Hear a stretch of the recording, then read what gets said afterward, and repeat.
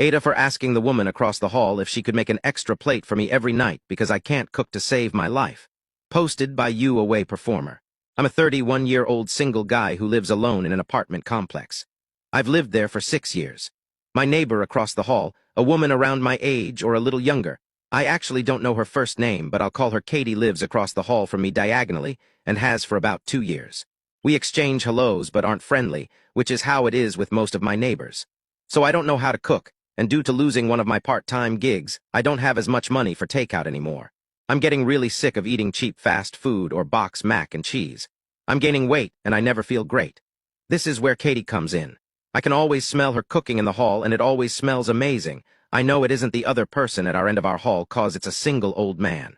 I've even complimented it a few times. So I got the idea that I'd offer to give her some money each week to cook a little extra and bring it over to me, or I can pick it up from her. At night. She's cooking anyway, and then I'd have varied presumably delicious food. I asked her the next time I saw her, and she looked surprised and said she couldn't because she was too busy, which didn't make sense cause she cooks almost every day, but okay.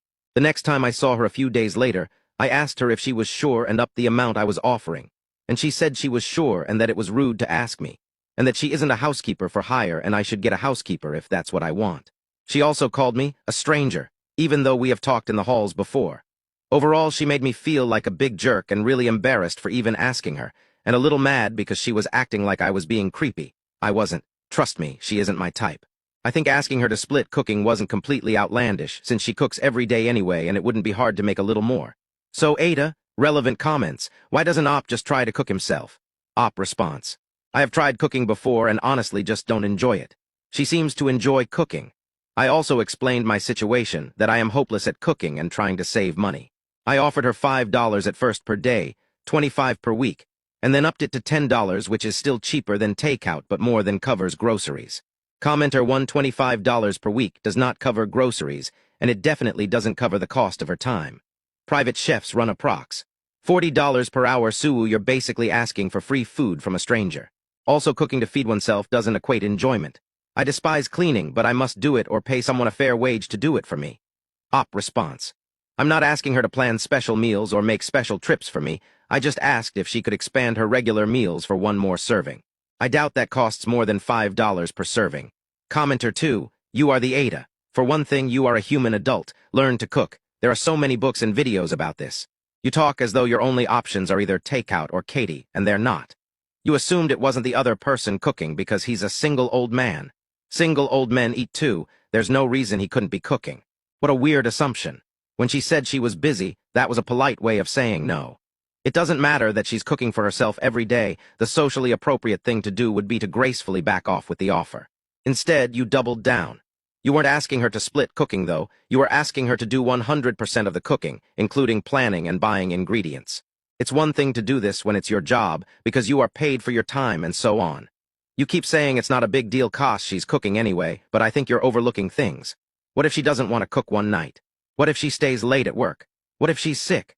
Speaking for myself, I wouldn't want that sense of being responsible in some way for your meals, particularly when I don't know you well. Also, you can be creepy even if you're not into someone you know.